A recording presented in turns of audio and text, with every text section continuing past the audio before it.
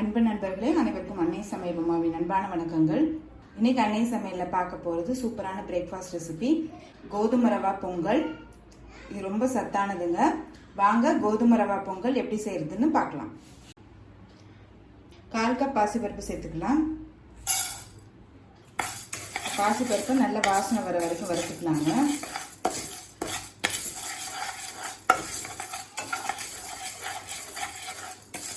Stove ஸ்லோவிலே வச்சுக்கோங்க. பாசிப்பருப்பு வறுத்துட்டு நீங்கள் பொங்கல் பண்ணிங்கன்னா டேஸ்ட் ரொம்ப நல்லா இருக்குங்க. இப்போ பாசிப்பருப்பு வாசனை வர வரைக்கும் வறுத்தாச்சு. இப்போ இதை கழுவிக்கலாம். தேவையான அளவு நெய் சேர்த்துக்கலாம். இப்போ அடுத்தது 1 கப் கோதுமை ரவையை சேர்த்துக்கலாம். நல்ல வாசனை வர வரைக்கும் வறுத்துக்கலாங்க.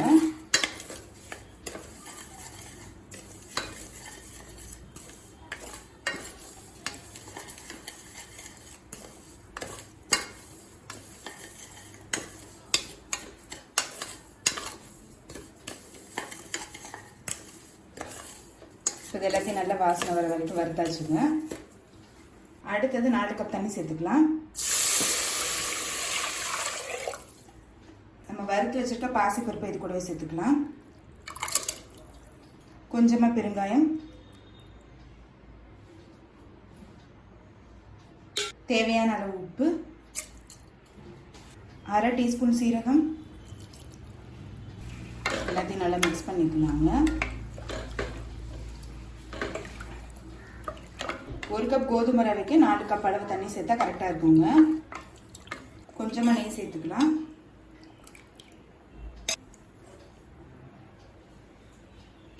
மூடி போட்டு குக்கர்லேருந்து 4 விசில் வந்தோன்னு இறக்கி வச்சிடலாங்க. குக்கர்லேருந்து 4 விசில் வந்துருச்சுங்க. பாருங்க, நல்ல குழைவாக வெந்திருக்கு. இப்போ அடுத்தது நம்ம பொங்கலை தாளிச்சுக்கலாம். தேவையான அளவு நெய், 1 டீஸ்பூன் மிளகு, 1 டீஸ்பூன் சீரகம், பொடியா நறுக்கின இஞ்சி, கொஞ்சம் முந்திரி நீங்க விருப்பப்பட்டா சேர்த்துக்கலாங்க.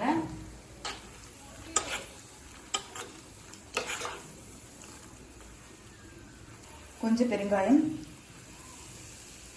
கொஞ்சம் கருவேப்பிலை. இப்போ பொங்கலை தாளிச்சுக்கலாங்க.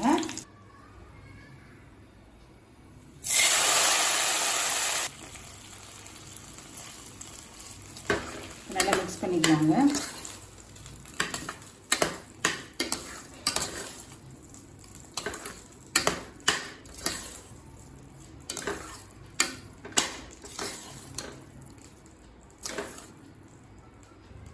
இப்போ கோதுமை ரவா பொங்கல் ரெடி ஆயிடுச்சு.